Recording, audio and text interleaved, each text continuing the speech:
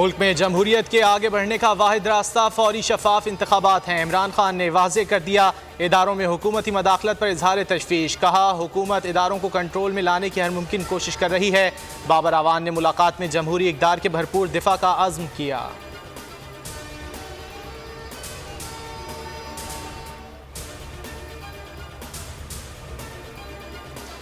वज़ीर आज़म को इक़्तिदार के मज़े लग गए, फौरी इंतखाबात के बयान पर यू टर्न ले लिया। क़ब्ल अज़ वक्त इंतखाबात का अवामी मुतालबा मुस्तरद। बोले, हम तो इंतखाबी इस्लाहात करके इलेक्शन की तरफ जाना चाहते थे, इत्तेहादी आम इंतखाबात पर तैयार नहीं। सबका मुतफ़िक़ा फ़ैसला है, हुकूमत 14 माह की मुद्दत पूरी करे। इमदाद के मामले पर भी पैंतरा बदल लिया।